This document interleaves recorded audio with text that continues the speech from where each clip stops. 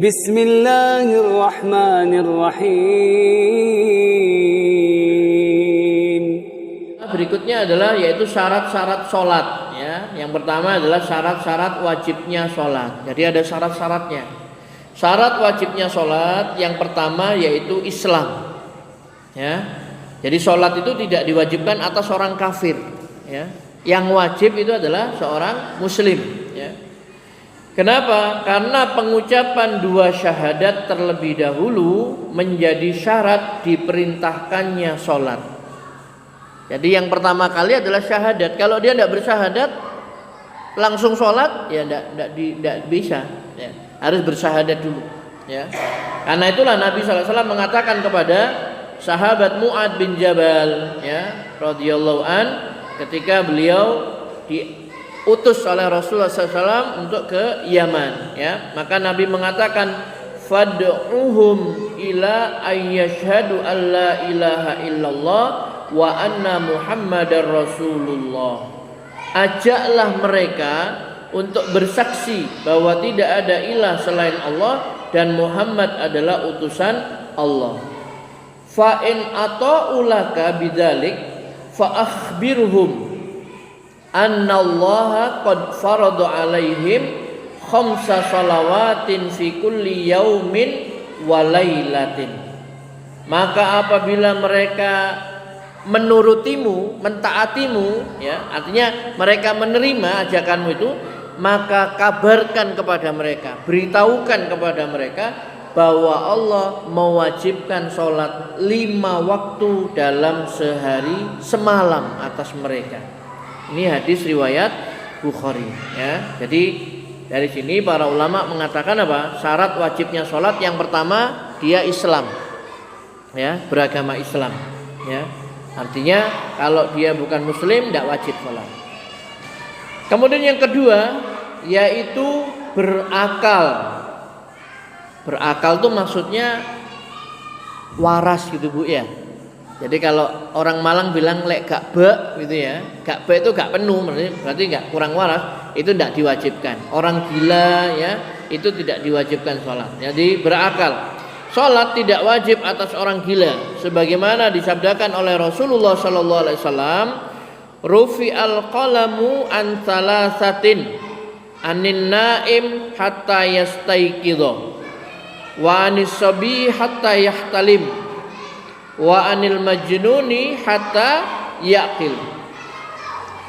Al qalam ya, pena maksudnya itu diangkat dari 3 golongan, yaitu orang yang tidur sampai dia bangun, anak kecil sampai dia menjadi baligh, dan orang gila sampai dia sadar kembali.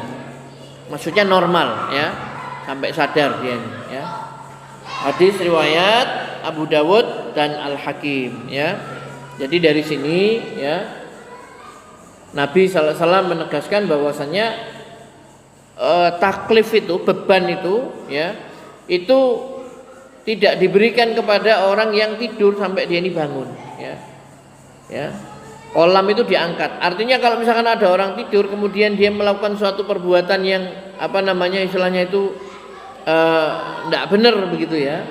Misalkan tidur kemudian tidak sengaja dia ya, kemudian memukul temannya di sebelahnya, misalkan ninju atau nendang atau itu tidak berdosa dia. Kenapa? Karena dia tidur ya sampai dia bangun. Seandainya dia tidur kemudian dia tidak sholat ya, kebablasan, ketiduran, maka dia tidak berdosa sampai dia ini bangun ya.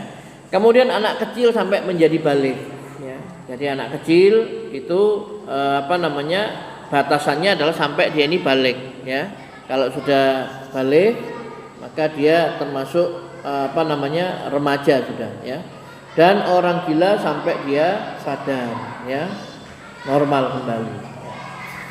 Syarat yang kedua. Syarat yang ketiga adalah baligh ya. Baligh.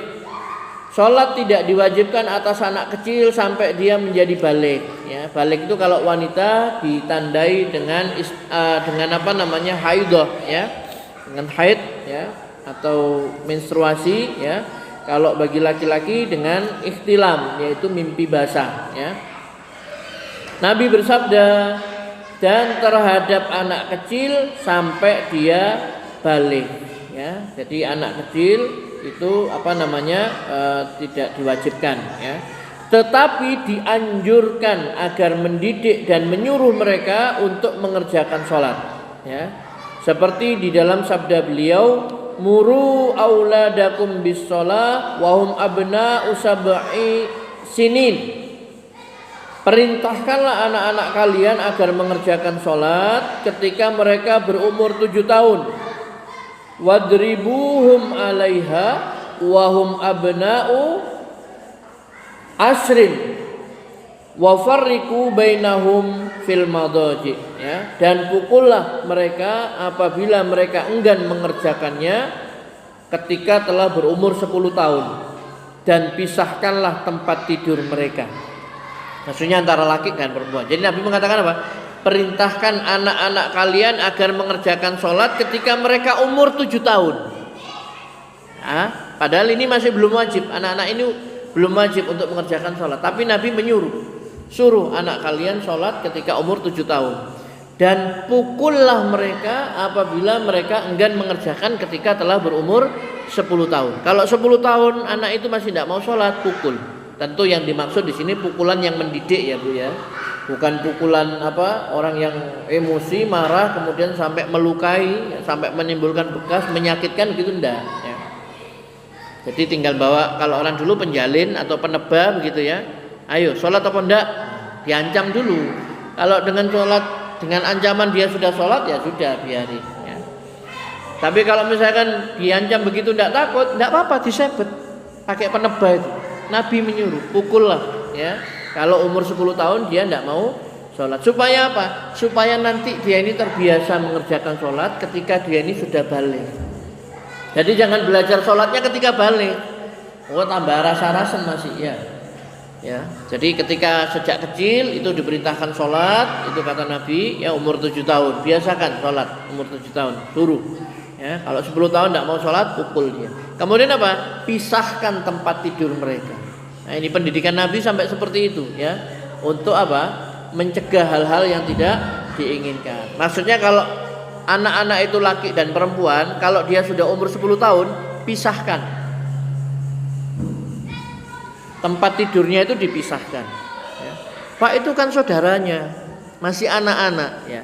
Meskipun saudaranya, walaupun masih anak-anak, kalau sudah 10 tahun pisahkan, ya. Itu perintah Nabi Shallallahu Alaihi Wasallam, ya, begitu. Yang keempat adalah yaitu telah masuk waktu, ya. Telah masuk waktu, ya. Tidak diwajibkan sholat sebelum datangnya waktu.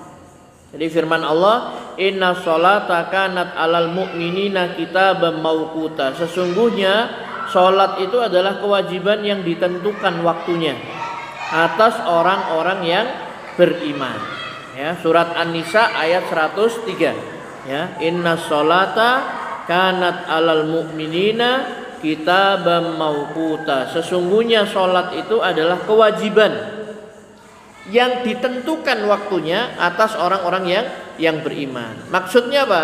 Maksudnya tiap-tiap sholat itu memiliki waktu yang tertentu. Kapan mulai masuk waktu sholat zuhur, kapan berakhirnya. Kapan waktu masuknya sholat asar, kapan berakhirnya sholat asar. Semuanya begitu. Kalau tidak sesuai, tidak masuk waktunya, kemudian dia sholatnya tidak sah, ya. Jadi ini Bapak Ibu yang dirahmati Allah Subhanahu wa taala. Yang keempat, ya. Dan untuk itulah Jibril alaihissalam turun kepada Nabi sallallahu alaihi wasallam untuk memberitahu beliau waktu-waktu sholat. Jadi malaikat Jibril mengajari Nabi waktu-waktu masuknya sholat. Dia menyuruh beliau berdirilah untuk sholat. Maka Nabi sallallahu alaihi wasallam mengerjakan sholat duhur ketika matahari telah tergelincir.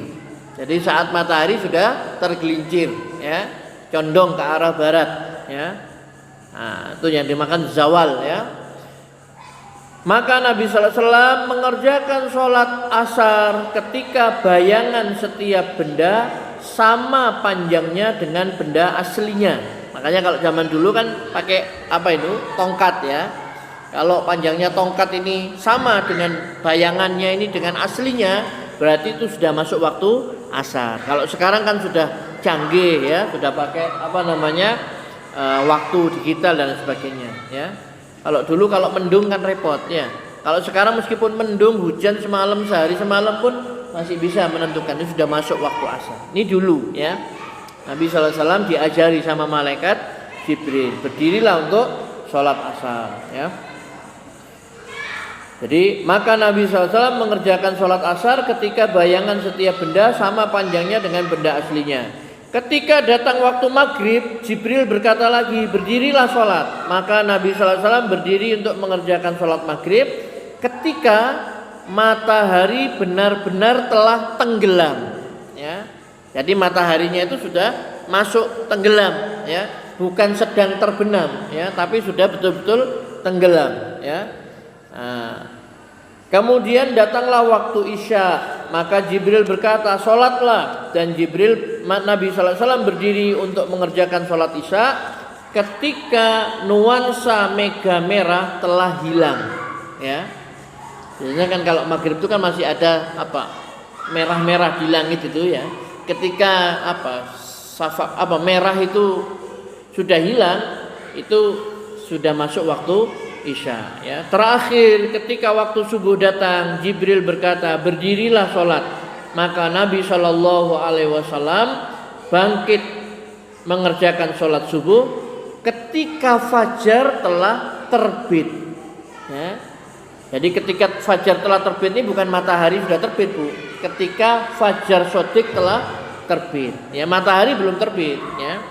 Jadi sholat subuh itu mulai terbitnya fajar ya, sampai terbitnya matahari. Nah, begitu deh. Kalau fajar itu cuma cahaya sinarnya matahari itu ya. Yang biasanya kalau fajar itu ada fajar kadzib ya. Fajar kadzib itu seperti ekor serigala menjulang ke atas begitu ya. Kalau fajar shodiq itu putihnya itu rata mendatar begini. Nah, itu fajar shodiq ya. Sudah ada fajar begitu, maka itu sudah masuk waktu subuh. Berakhirnya kapan? Berakhirnya nanti ketika matahari terbit, itu sudah tidak boleh sholat subuh ya. Kemudian keesokan harinya Jibril datang lagi dengan maksud yang sama. Maksud yang sama maksudnya mengajarkan Nabi waktu-waktu sholat, yaitu memerintahkan Nabi SAW untuk mengerjakan sholat duhur ketika bayangan setiap benda sama panjangnya dengan benda tersebut. Berarti berakhirnya waktu sholat duhur itu setelah masuk waktu asar. Kalau sudah masuk waktu asar, sholat duhur sudah tidak ada ya waktunya. Kemudian untuk sholat asar ketika bayangan setiap benda menjadi 2 kali dari aslinya ya. Untuk sholat maghrib dengan tanda yang sama ya, dengan kedatangannya pada hari yang kemarin. Untuk sholat isya ketika telah lewat tengah malam atau sepertiganya ya. Dan untuk sholat subuh ketika hari benar-benar telah terang ya. Maksudnya di sini yang dimaksudkan di sini waktu akhir mengerjakan sholat duhur, asar, maghrib, isya dan subuh ya. Jadi yang pertama tadi malaikat Jibril mengajarkan waktu sholat awalnya, awal waktu masuk sholat duhur, asar, maghrib, isya dan subuh. Yang kedua ini adalah terakhirnya sholat, waktu terakhirnya sholat duhur, asar, maghrib, isya dan subuh ya, seperti itu. Makanya dikatakan kalau sholat isya itu terakhirnya ada yang mengatakan tengah malam, ada yang mengatakan sepertiga malam. Jadi kalau malam itu mulai isya itu jam 7 misalkan sampai ke subuh jam 4 tinggal dihitung saja kalau sepertiga ya. 7, 8, 9, 10, 11, 12, 1, 2, 3 misalkan 9 jam malamnya itu. Maka yang mengatakan sepertiga berarti bisa mulai isya tadi jam 7 tadi berakhirnya nanti jam 8, 9, 10 sepertiga malam. Terakhir sholat isya. Kalau mengatakan setengah berarti ya sampai 11, 12 setengahnya ya. Tapi ini kan masalahnya beda ya Bu ya. Kalau dalam masalah fikih kan beda pendapat biasanya ya. Ada yang mengatakan waktu sholat isya ya sampai sebelum subuh. Kalau orang belum sholat isya sebelum subuh ya masih bisa sholat isya kan begitu ya. Baik. Kemudian yang berikutnya yaitu suci ya dari haid dan nifas. Ini bagi wanita ya. Makanya bagi wanita yang haid atau nifas tidak diwajibkan mengerjakan sholat. Ya, ini tadi dikatakan apa? Syarat wajibnya sholat. Ya, syarat wajibnya. Jadi suci dari haid. Ya, Nabi mengatakan, "Ida akbalat haidatuki fatrukis sholat." Apabila haidmu telah datang, maka tinggalkanlah sholat. Hadis riwayat Bukhari dan Muslim. Ya, jadi tidak boleh ya kalau